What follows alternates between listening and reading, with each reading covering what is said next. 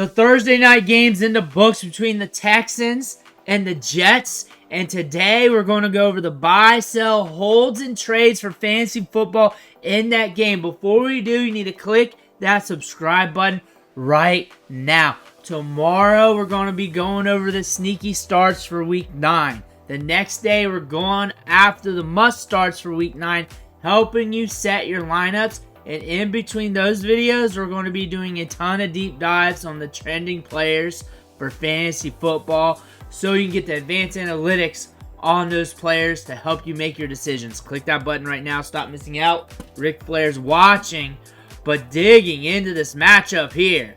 Quite the big deal. 13-21. Jets bring it home. And this game hit the under, but not too bad. We do get some fantasy production here. Aaron Rodgers started off pretty damn slow, but we got right. 211 yards, 3 touchdowns. CJ Stroud, 191 yards. We got some rushing yards on there, but honestly, once all the games are played, probably not good enough to get the job done. And the must-start video, I said this was not optimal for CJ Stroud. Some of you guys might start him anyways because he's CJ Stroud, and considering what's on the waiver wire, what's on your roster, you may just have to. But considering Nico Collins isn't in, Stephon Diggs isn't in, isn't going to be too optimal for him. We just saw that. He might be alright considering we've had weeks where quarterbacks struggle to throw for 150 yards. A lot of them in some weeks. We might get one of those weeks. If that happens, he might be alright in the rankings and you could be okay. Aaron Rodgers with those 3 touchdowns and 211 yards finished strong. Breece Hall had an okay outing where you look at the box score and you're like, that's alright. When you look at the fantasy production, you're like, man, I wish I had a little bit more. 10.4 PPR fantasy points, 10.5, 10.5 is what I'm getting here. It's okay. It's Breece Hall though. We got the workload, we got the opportunities, and it was good enough to get you by this week. Malachi Corley, what are you doing, son? What are you doing, son, with that drop? On top of that, Davante Adams comes out of the game, comes back in, gets the touchdown. We got 11 targets in this matchup, 7 catches, 91 yards. Solid. Garrett Wilson, catch of the year, catch of the century. 9 catches, 90 yards. There's 2 touchdowns. Brought it home tonight. Talking about these 2 wide receivers in the must-start videos, and one thing we said was targets are concentrated to them. They're running a lot of routes. They're getting a lot of opportunities. You don't know if you can always trust it, but Garrett Wilson has been hitting these last few weeks. He does go on droughts from time to time, and that's probably just the nature of the offense. But it's going to be the Adams and Wilson show, and these 2 wide receivers, I believe they're going to feed off each other going forward. Going over to the Texans side, Tank Dell, 6 catches, 126 yards. He got it done for you. He got it done for you. He was getting the workload. He was getting the targets. Dalton Schultz, next in line with the targets, but not with fantasy production. Got you 5 fantasy points.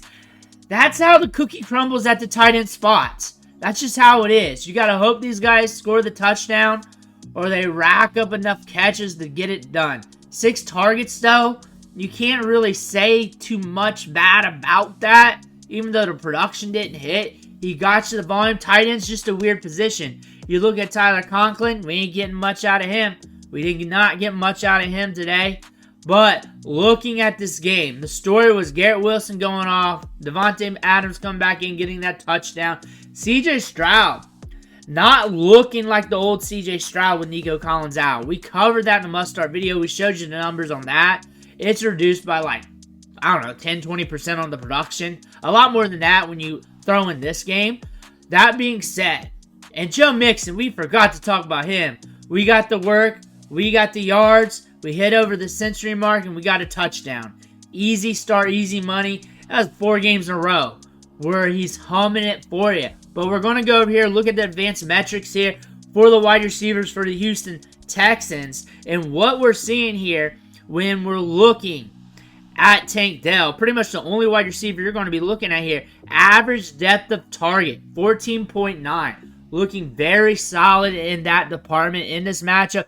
4.29 yards per route ran. And in this game, he ran 28 routes. Looking good. Xavier Hutchinson ran 24 routes. Dalton Schultz ran 23. Robert Woods got 13. And then you're looking at John Mechie.